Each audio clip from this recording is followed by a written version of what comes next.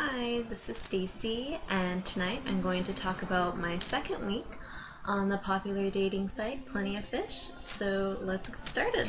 Okay, so as you know, I joined Plenty of Fish, and just to give you a little background info, I joined the site because I'm single and I thought this would be a good opportunity for me to meet some new guys in this area.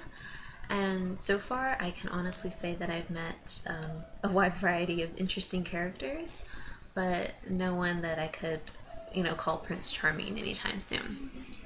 So I want to start off by talking about one of my biggest problems with the site, which is stalkers. And we all know how much I love stalkers. So one guy in particular, he had sent me like a long ass email about how we were meant to be and we should chat sometime and he'd really like to get to know me. But I checked out his profile and I wasn't really interested in it. So I just ignored it. I wasn't going to reply to it. I just didn't want to waste my time and I didn't want to waste his time. So there was no point in me replying. A few days go by and then he sends me another email, or he sends me another message and is like, hey, this is the last time I'm going to send you a message, and I think that it's only fair that you give me the chance to talk to you and that we chat sometime, because I honestly think we have a lot in common and you would hopefully be able to see that if we chat. So I just ignored this message again because I wasn't interested in him and I didn't think we had anything in common and I didn't think it was really my type, so I don't want to waste my time. And then last night I had gotten a message like late at night and all it said was knock knock, which was really weird because I thought he was no longer going to send me messages, because he did specify in the previous message, oh, by the way, this is the last time I'm going to send you a message. And then he sends me another message and says knock knock. Like, what am I supposed to say? Who's there? Like, it was just, I don't know. It just annoys the crap out of me when people do stuff like that. So another problem that I have with the site is the quality of guys, which I know sounds a little harsh, but let me explain.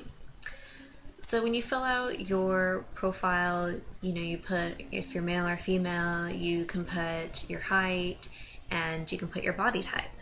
And it gives you a few options. You can say you're skinny, you can say you're tall, short, athletic. I think there's an option that's like rotund or big boned, which is a nice way of saying you're fat. And I've noticed that a lot of the guys that contact me, they say they're athletic, but then when you click on their pictures that they have available for you to view, you're like, honey, you're not athletic. Like, if anything, you should be more into athletics, but you're not athletic. And because I'm shallow, I ideally would like to see someone who has a six-pack, but I mean, that's not really realistic. I just don't understand why you would choose to lie about something like that. I mean, you wouldn't really be able to hide it for long. Let's say we hit it off online and then we decided to meet in person, and I'm expecting to meet this guy who's 6'1" and has an athletic body type, but then I'm face-to-face with someone who is clearly not 6'1" and is clearly Chubbers McGee and far from being athletic. I mean, you wouldn't like it if I said, oh, I'm 5'9" and I, have a lot in this area, and you're excited to meet me, and then you meet me in person and you find out that I'm 5'1" and I clearly don't have anything in this area. It wouldn't be fair. So yeah, that's all. The last thing that I'm going to bitch about for just a little bit is about my interaction with someone who I had mentioned in my previous video, who goes by the username of Brian Paul. And as I had previously mentioned, he and I exchanged contact information, and as soon as I found out he was a creeper, I just stopped communicating with him. But unfortunately, he has my number, so I can't really prevent him from communicating with me. So I have become a victim of textual harassment, meaning that I'm getting some more random texts asking me like, hey, do you still want to meet up? And, what are you doing? And, oh, are you sleeping? When it's like, 1 a.m. No, I'm not sleeping. I'm just having a party and just waiting for you to text me. Sleeping? No, not sleeping at all. So I just don't know how to get rid of him. I shouldn't have given him my number. but I did. I took a leap of faith, and that leap of faith ended up kicking me right in the ass. So I guess that's just a lesson learned for me not to give out my number to someone who I really don't know that well. So, yeah. But on a more positive note, my interaction with the POF user Juggler123 or 123 has been going really well. We continued sending messages this past week, and then I caved in and gave him my number, keeping my fingers crossed that nothing bad happens. And we decided that we are going to meet in person sometime next week and grab dinner. So I'm excited, but I'm also really nervous. We did talk to each other Wednesday night, and it was just really awkward.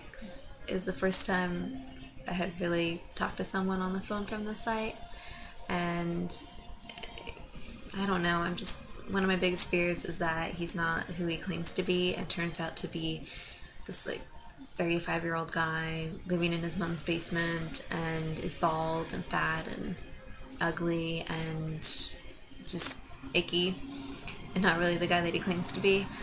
So I guess when we go out to dinner next week, I'll find out who he really is, and I'm hoping that goes well because he's nice and I would like to see him. So yeah. I also started communicating with another POF user who is a little bit opposite to Juggler123. They're around the same age and they have a similar professional background, but he is like a surfer type and he seems to be a little bit more athletic, which I like.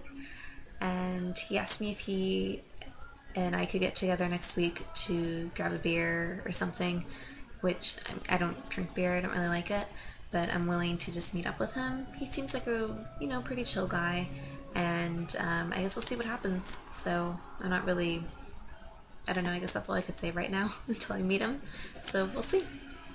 I know there's at least someone out there who's watching this who's thinking, should I join Plenty of Fish?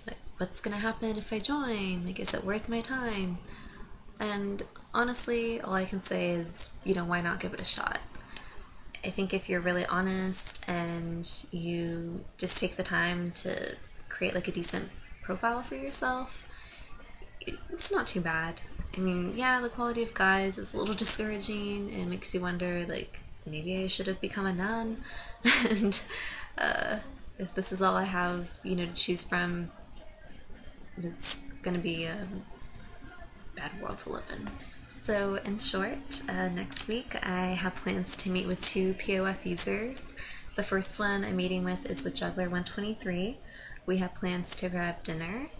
And the second POF user, we're planning on grabbing drinks sometime after work next week as well. So we'll see if that actually happens. But thank you for watching, and stay tuned next week as I talk about my 3rd week on the popular dating website Plenty of Fish. So thanks for watching and have a good night.